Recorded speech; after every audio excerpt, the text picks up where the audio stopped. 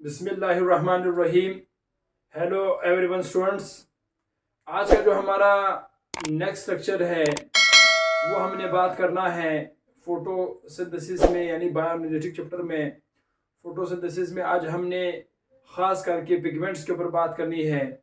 इससे पहले हमने ये पढ़ा है कि बायोएनर्जेटिक क्या है, ये हमने समझा है, और इसी के साथ साथ ऑक्सीडेशन क्या है, रिडक्शन क्या है, फोटोसिंथेसिस क्या है, और रिएक्शंस और प्रोडक्ट्स दोनों में कैसे बैलेंस है नहीं है। इन तमाम चीज़ों पर हम ऑलरेडी प्रीवियस लेक्चर्स में बात कर चुके हैं। आज हम जो है वो फोटोसिंथेसिस में पिगमेंट्स के ऊपर बात करेंगे।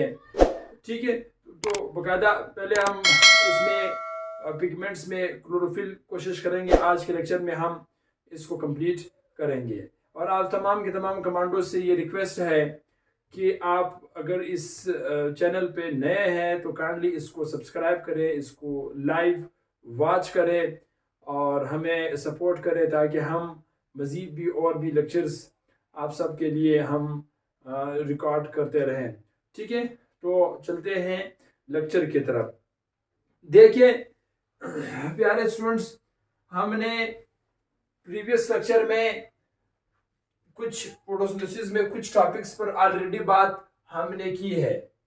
जैसे कि हमने रॉ मटेरियल के ऊपर बात किया है। आप सबको पता है रॉ मटेरियल में खास करके मैं बात कर रहा हूं, इसमें वाटर प्लस कार्बन डाइऑक्साइड, इस पर हम बात कर चुके हैं कि वाटर का क्या रोल है, CO2 का क्या रोल है, सन का क्या रोल है। इन चीज़ों पर हम ऑलरेडी प्रीवियस लेक्चर में बात कर चुके हैं। इसी रॉ मटेरियल के साथ साथ दूसरा जो हमने बात की है वो हमने सनलाइट के ऊपर भी बात की है। ठीक है, सन लाइट्स के ऊपर भी हमारी बात हुई है।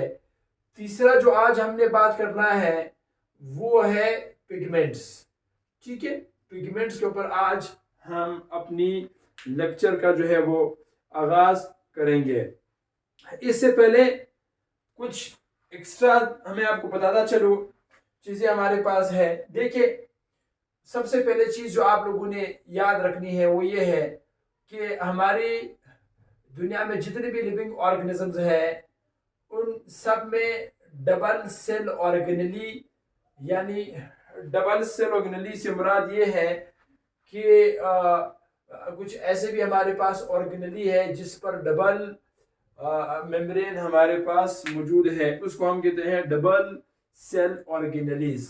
उन डबल सेल ऑर्गेनलीज में से पहले नंबर पे हमारे पास जो है वो माइटोकॉन्ड्रिया हुआ, ये दो मेम्ब्रेन रखता है। दूसरे नंबर पे न्यूक्लियस है जो कि डबल मेम्ब्रेन रखता है। और तीसरे नंबर पे हमारे पास जो है वो है क्लोरोप्लास्ट। जो है क्लोरोप्लास्ट, क्योंकि हमारा मेन टॉपिक है, इस पर ही हम इंशाल्लाह बात करेंगे। क्लोरोप्लास्ट भी डबल मेम्ब्रेन रखता है। इसी के साथ साथ जो क्लोरोप्लास्ट है, ठीक है, मैं जरा क्योंकि मैंने पिगमेंट्स पे बात कर दी है तो थोड़ी सी मैं आपको वजाहत के साथ बताता हूं। देखिए, ये हमारे पास, मैं एक शॉर्ट व्यूज में बताता हूं। ये मेरे पास एक प्लांट है, let's consider these are plants. ये एक प्लांट है। इस प्लांट में यहाँ पे इसके ऊपर लीव्स मौजूद है। ठीक है, लीव्स हमारे पास हुआ। ठीक है, ये एक प्लांट है। अब इस प्लांट्स को मैंने प्रीवियस सेक्शन में बताया कि इसको हम ट्रांसड्यूसर्स कहते हैं। अब प्लांट्स का ये जो मेन पार्ट्स है शूट वाला, यानी ये लीव्स है। ठीक है, लीव्स वाला एरिया है।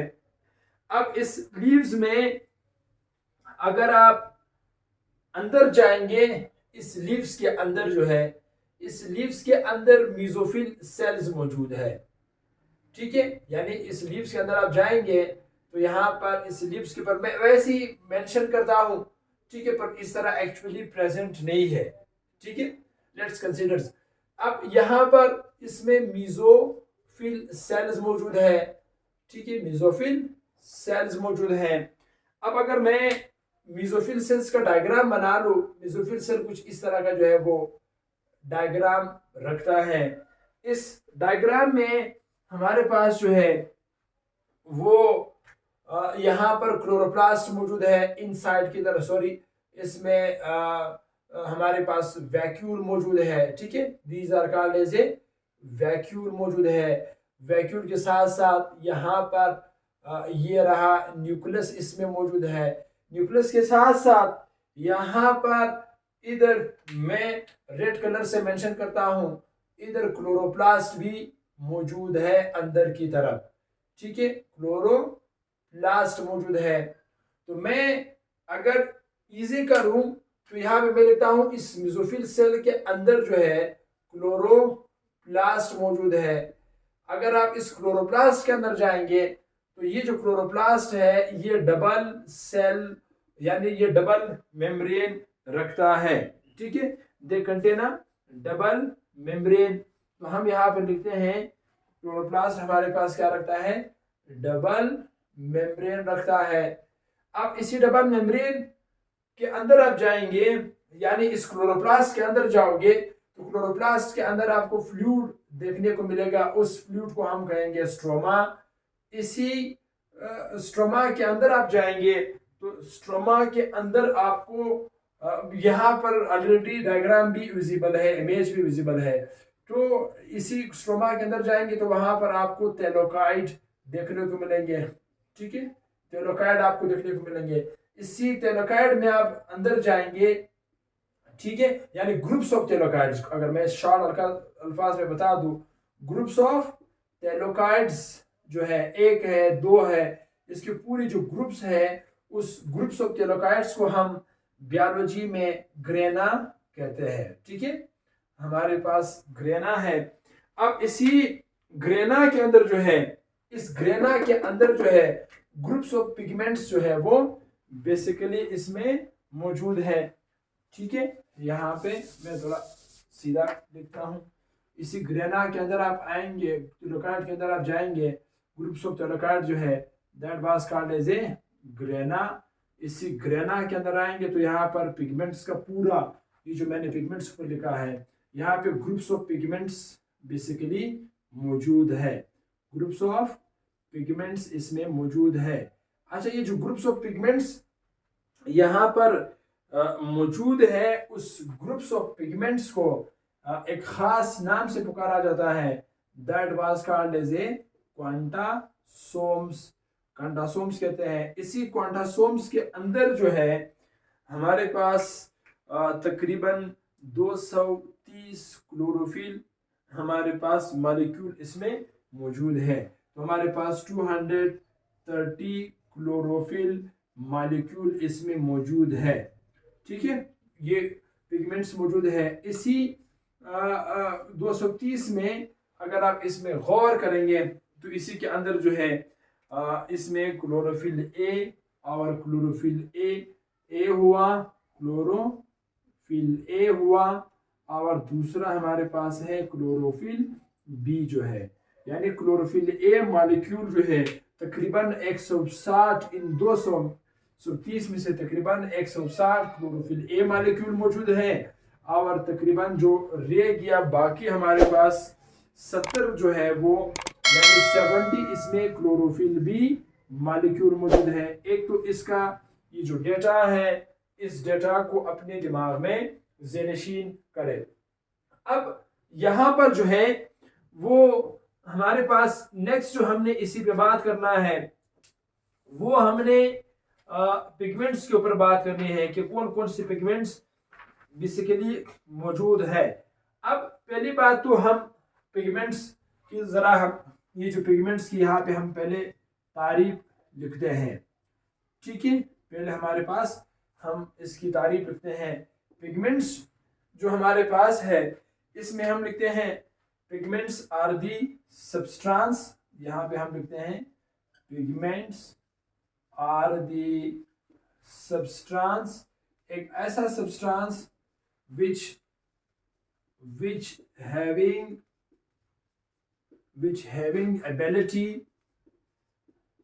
ability to absorb the absorb the sunlight. ठीक है, पिगमेंट्स के अंदर ये सलाहियत है कि ये सनलाइट को एब्जॉर्ब करता है। ठीक है, absorb the sunlight at specific specific wavelengths. ठीक है, एक मखसूस वेवलेंथ में ये सनलाइट को ये एब्जॉर्ब करते हैं, इसलिए इनको जो है वो पिगमेंट्स कहा जाता है। ठीक है, that is called as a pigments. अब पिगमेंट्स हमारे पास मुख्तलिफ किस्म के हैं। एक जो पिगमेंट्स है यहाँ पे ज़रा मैं मेंशन करता हूँ नेम ऑफ पिगमेंट्स। एक हमारे पास मौजूद है क्लोरोफिल, जो अभी मैंने आपको पहले बताया कि क्लोरोफिल जो है, ये बात आप लोग अपने दिमाग में याद रखिए, ये जो तेलोकाइड है ना, खास करके ये तेलोकाइड, इस तेलोकाइड के अंदर जो है वो क्लोरोफिल मौजूद है। क्लोरोफिल दरअसल 7 मुख्तलिफ अकसाम पर मुश्तमिल है। एक हमारे पास है क्लोरोफिल। अब इस क्लोरोफिल जो है ये 7 टाइप्स रखता है। 7 डिफरेंट टाइप्स ऑफ क्लोरोफिल जो है वो मौजूद है। डिफरेंट टाइप्स ऑफ क्लोरोफिल जो है बेसिकली मौजूद है। अब वो कौन से हैं? जैसे कि क्लोरोफिल मैं यहाँ लिखता हूँ, क्लोरोफिल ए हुआ, ठीक है, क्लोरोफिल ए हुआ, क्लोरोफिल बी हुआ, क्लोरोफिल बी के साथ साथ क्लोरोफिल सी है, और हमारे पास जो है वो क्लोरोफिल डी है। क्लोरोफिल डी के साथ साथ क्लोरोफिल ई हमारे पास है। ठीक है, क्लोरोफिल ई है। इसी के साथ साथ नेक्स्ट जो है वो जो बैक्टीरिया में मौजूद है उसको हम कहते हैं bacteriochlorophyll. That is called as a bacteriochlorophyll हुआ।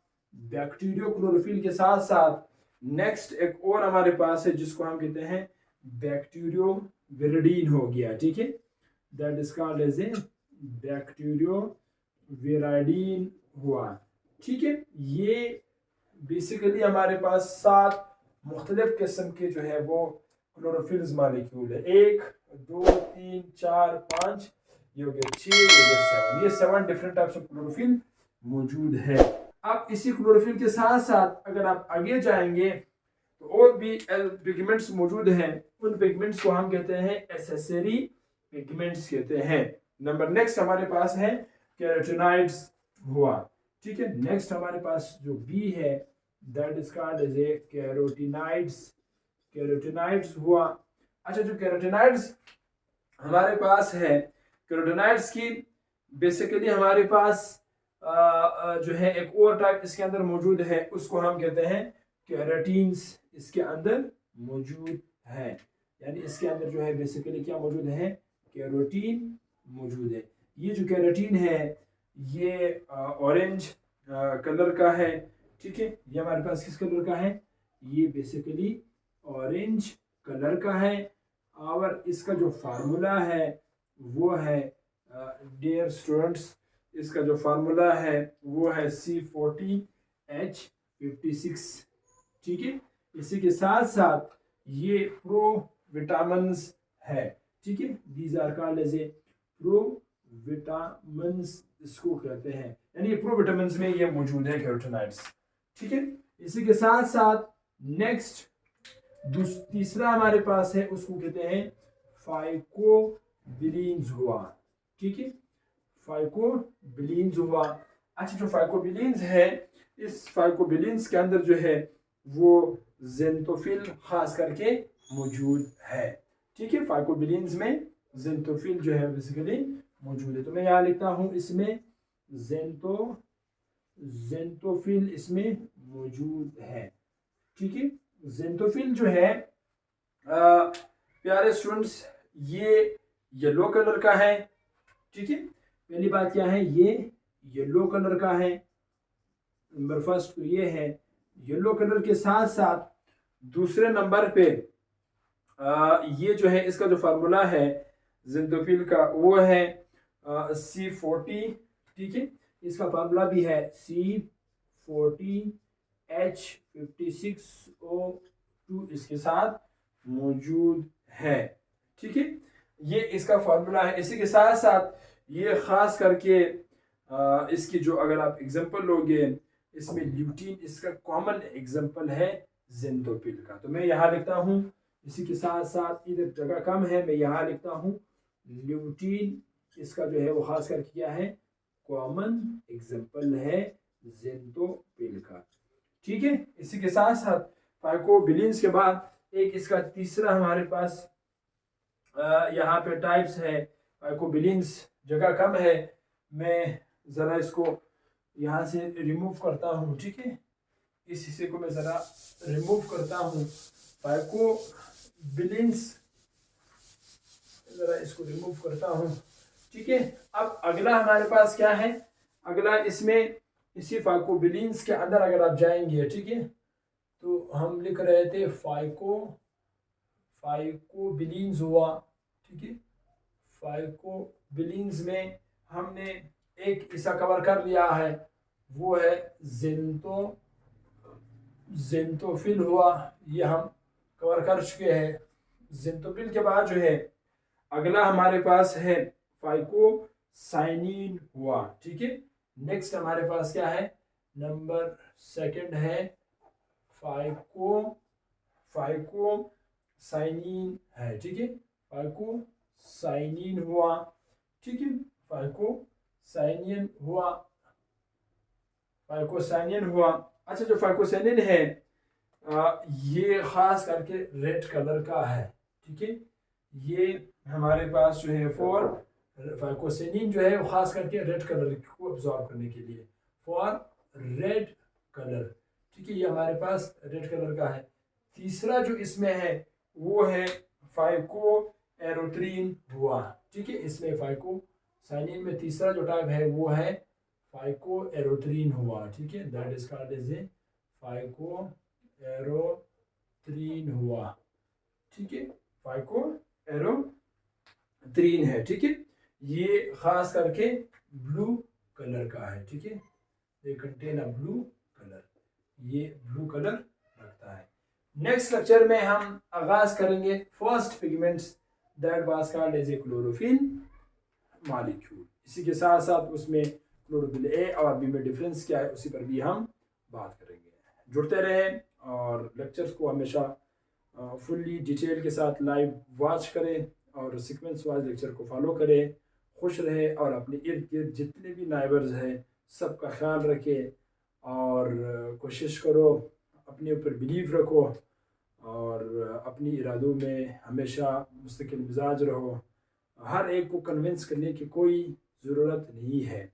ठीक है, ख़ुद को कन्विंस करो, ख़ुद अपनी लो मनवाओ और भरपूर मेहनत करो, स्ट्रगल करो। इंशाल्लाह आपकी डेस्टिनेशन आपका इंतज़ार बेसब्री से कर रही। पढ़ते रहें और अपना ख्याल रखिए। All the best, my best commandos.